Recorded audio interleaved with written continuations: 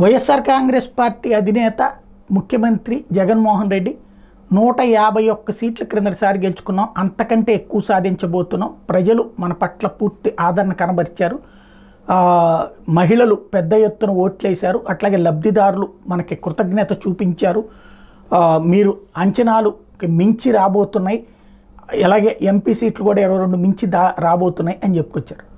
చంద్రబాబు నాయుడు గారు ఎన్నికలు అయిపోయాక అధికారంలోకి రాబోతున్నాం, ఈ దుష్ట పాలనకి చరమగీతం అని చెప్పారు. అయితే సీట్లకు సంబంధించి వీళ్ళు చెప్తున్నది, ఈవెన్ ఇప్పుడు జగన్మోహన్ రెడ్డి చెప్పిన తర్వాత మిగతా వాళ్ళు కూడా ఏదైతే సజ్జల ఇట్లాంటి వాళ్ళు కూడా కాన్ఫిడెన్స్తో చెప్తున్నాం కానీ ఓవర్ కాన్ఫిడెన్స్ కాదు లాంటిది చెప్తున్నారు. తెలుగుదేశం పార్టీలోకి వచ్చేటప్పటికి ఇప్పుడు రఘురామకృష్ణరాజు లాంటి వాళ్ళు వీళ్ళు లెక్క 120 నుంచి 150, బట్ ఎవరు కూడా 150 దాటిపోతుందని చెప్పట్ల.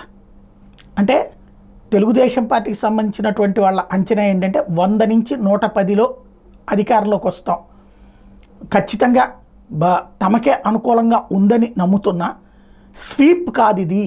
అంటే క్రిందటిసారికి మళ్ళీ 151, 23 తరహా వ్యవస్థ కాదు, జగన్కి ఒక సెక్షన్ చాలా బలంగా నిలబడింది, పేద section, SC ST minority section చాలా బలంగా నిలబడింది అన్నటువంటిది నమ్ముతున్నారు. అందుకని ఆ వర్గం పోను, ల్యాండ్ టైటిలింగ్ యాక్ట్ కావచ్చు, ఇతర అంశాల వల్ల ప్రభావితమైనటువంటి వర్గాలు, ప్రభుత్వ వ్యతిరేకత, అట్లాగే తమ కూటమి అనుకూలత, ముగ్గురు కలవటం, ఈ పరిణామాల కారణంగా 100 నుంచి 110, 120 ఈ రేంజ్లో ఎక్స్పెక్ట్ చేస్తున్నారు కానీ అంతకు మించి ఎక్స్పెక్ట్ చేయట్లా.